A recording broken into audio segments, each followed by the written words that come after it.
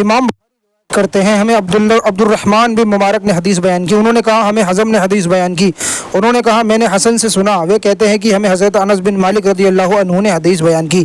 پھر بیان کرتے ہیں کہ نبی علیہ الصلوۃ والسلام اپنے کسی سفر میں روانہ ہوئے، آپ کے ساتھ آپ کے اصحاب میں سے چند لوگ تھے، وہ سفر کر رہے تھے کہ نماز کا وقت آ گیا اور انہیں وضو کرنے کے لیے پانی نہیں ملا۔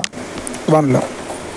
بس ان لوگوں میں سے ایک شخص گیا اور ایک پیالے میں تھوڑا سا پانی لایا، بس نبی علیہ الصلوۃ والسلام نے اس پیالے کے پانی سے وضو کیا، پھر آپ نے اپنے ہاتھ 4 انگلیوں کو پیالے پر رکھ کر فرمایا اٹھو بس وضو کرو، تو لوگوں نے وضو کیا، حتیٰ کہ جو لوگ وضو کرنا چاہتے تھے سب نے وضو کر لیا، اور لوگ 70 یا 80 کے مثل تھے۔ سبحان اللہ۔ اس حدیث کی شرح ابھی پہلے گزر چکی ہے، اور حدیث سابقہ میں بھی اس کی مختصر شرح کی گئی ہے۔ اگلی حدیث بیان کر رہے امام بخاری، ہمیں عبداللہ بن منیر نے حدیث بیان کی، انہوں نے یزید سے سنا، انہوں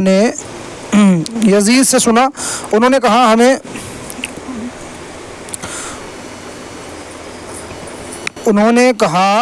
ایک سیکنڈ، اللہ اکبر، حمید نے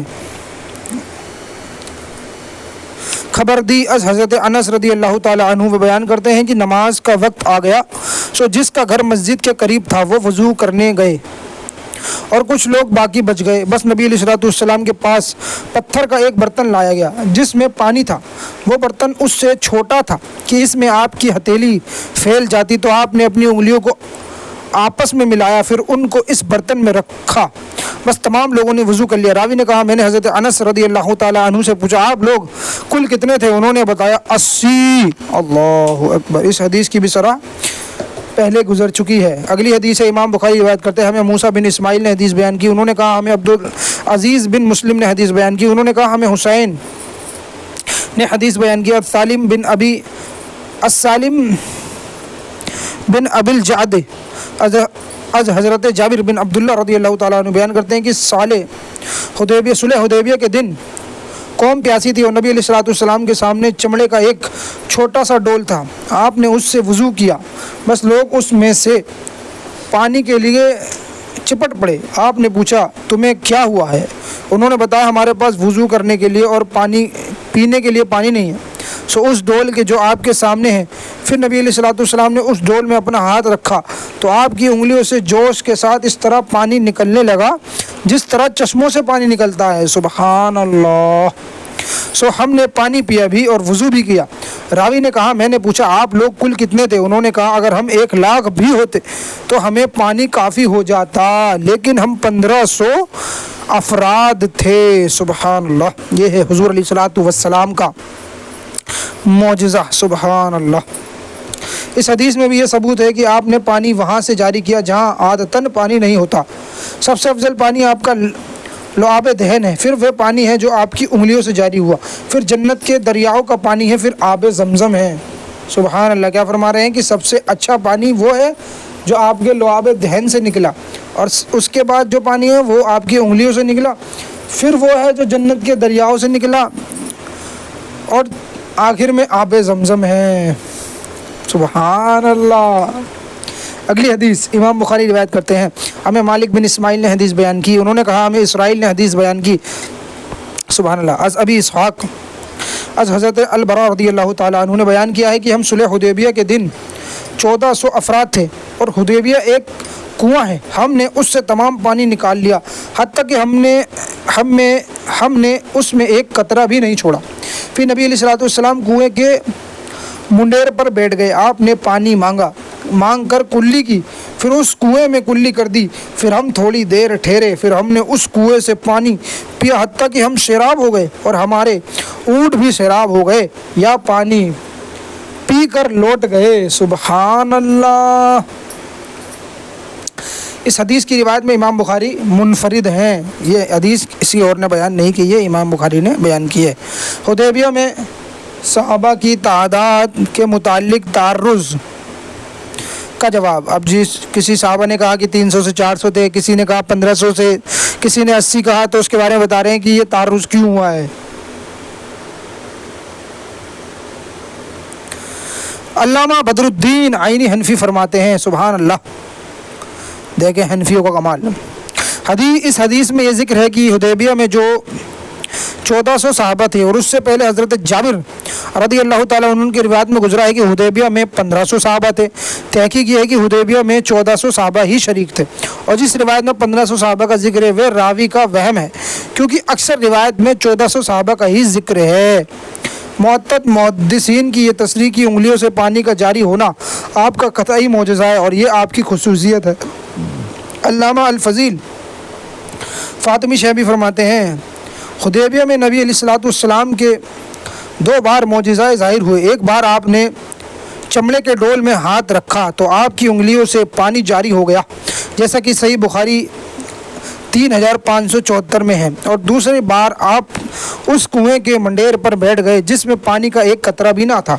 آپ نے اس کنویں میں کلی کی تو اس میں اتنا پانی نکل آیا جس سے انسان اور اونٹ سب سیراب ہو گئے۔ نبی علیہ الصلوۃ والسلام کی انگلیوں سے معتد مقامات پر پانی جاری ہوا ہے۔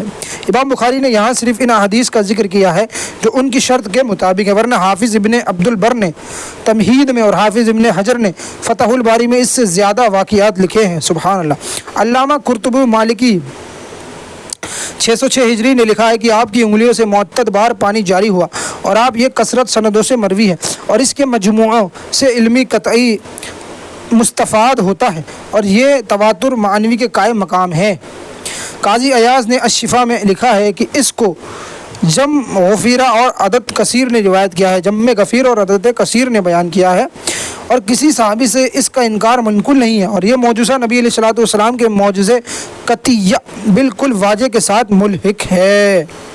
علامہ ابن البر متوفی 543 ہجری نے لکھا ہے کہ نبی علیہ الصلوۃ والسلام کی انگلیوں سے پانی کا جاری ہونا صرف آپ کی خصوصیت ہے اور کسی کے لیے ثابت نہیں۔ حافظ ابو عمر بن عبد البر نے لکھا ہے کہ نبی علیہ الصلوۃ والسلام کو جو یہ معجزہ عطا کیا گیا ہے یہ باقی انبیاء علیہ الصلوۃ والسلام کے معجزات سے بہت واضح ہے، کیونکہ حضرت موسیٰ کلیم اللہ علیہ الصلوۃ والسلام نے پتھر پر لاٹھی ماری تو اس سے 12 چشمے پھوٹ پڑے، اور یہ بعید نہیں ہے کیونکہ ہم مشاہدہ کرتے ہیں کہ پتھروں سے پانی نکل آتا ہے، اور ہمارے نبی سیدنا محمد صلی اللہ علیہ وسلم کو سوا کسی آدمی میں یہ مشاہدہ نہیں کیا گیا کہ اس کی انگلیوں سے پانی نکلا آیا ہو۔ سبحان اللہ۔ اس عبارت میں یہ تصریح ہے کہ ان واقعات میں کم پانی زیادہ نہیں ہوتا بلکہ آپ کی انگلیوں سے پانی جاری ہوا تھا۔